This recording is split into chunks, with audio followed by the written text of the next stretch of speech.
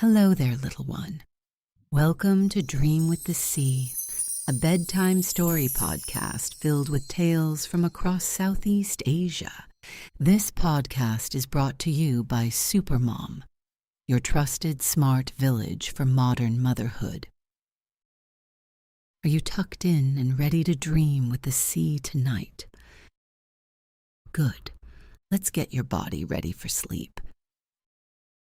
Start by wiggling your toes, just a little, and then let them rest. Now your fingers. Give them a soft little stretch and let them go still. Let your shoulders sink down, away from your ears, nice and soft. And let your head feel heavy on the pillow, as if the pillow is giving you a gentle hug. Now we are going to take 3 slow breaths together. Breathe in through your nose. 1, 2, 3. And let it out slowly, like a tiny breeze. Again, breathe in. 1, 2, 3. And out, nice and slow. One more time. Breathe in. 1, 2, 3. And breathe out. Lovely. It is now story time. Close your eyes. Get comfortable. And let tonight's story begin. Tonight, we have a story about Zara the deer, who helps everyone in the forest and learns that even the smallest light deserves care. In a green and gentle forest, somewhere warm and full of evening birdsong, there lived a deer named Zara. Zara had soft brown eyes and ears that turned slowly like small leaves listening to the wind. She was not the biggest animal in the forest. She was not the loudest. But she was perhaps the most thoughtful. Every morning, before the dew had dried from the grass, Zara would begin her walk through the forest, not because she had somewhere to go, but because she liked to look and see if anyone needed something.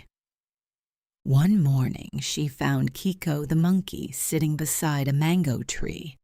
A big bunch of mangoes had fallen in the night, too heavy for Kiko's small arms to carry home. Zara lowered her head gently. She nudged the mangoes one by one toward the base of Kiko's tree. Kiko clapped her little hands together. "Thank you, Zara." Zara smiled softly and walked on. A little further along, she found Burung the bird, standing very still on the ground. The midday sun was hot. Burung's feathers were drooping. Zara walked over slowly and stood beside the bird. Her shadow fell across Burung like a cool, wide curtain. Burung closed her eyes. Her feathers settled. She rested there a while, in the quiet shade. "Thank you, Zara." Zara gave a small nod and walked on. By afternoon, the rain had come and gone. The path through the forest was soft and muddy. Zara found Kura Kura, the little tortoise, at the edge of a wide brown puddle, looking at it very carefully. Zara stepped into the mud without a word. She walked slowly alongside Kura Kura, one slow step at a time, until they reached the dry ground on the other side. Kura Kura looked up. "Thank you, Zara." Zara smiled. All day long the forest had said thank you, and all day long Zara had felt warm inside, as the sky turned from gold to deep, soft blue. The fireflies began to come out, one by one, then two by two, then all at once. The forest filled with little floating lights. Zara stood very still and watched them. They blinked above the ferns. They drifted past the wide banana leaves. They glowed and glimmered and made everything feel like a dream. And then Zara noticed something very small, under a broad banana leaf, sitting very still, was the tiniest firefly she had ever seen. Her wings were perfect, her body was still, but her light was not shining. The other fireflies drifted past. No one stopped. No one noticed. They were too busy glowing. Zara walked over very slowly, so she would not startle the little creature. She lowered her head until her nose was close to the leaf. "Little one," she said softly, "are you all right?" The firefly looked up. Her voice was very, very small.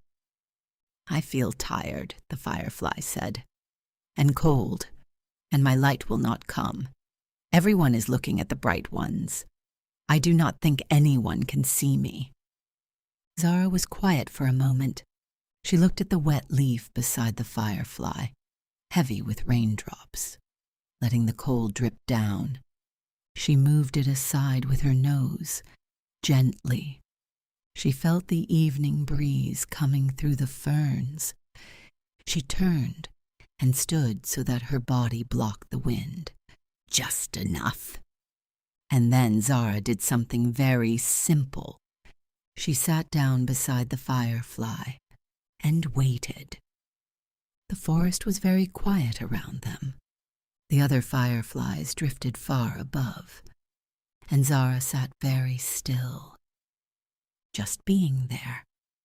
After a while, the firefly flickered, just once, then again, and then, slowly, its light came back, small at first, then soft, then steady.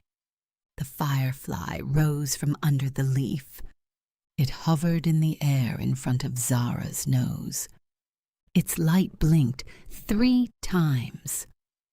"Thank you, Zara," it said, and then it floated up and up and up until it joined all the other lights in the dark, warm sky. Zara watched it go. She did not carry anything tonight.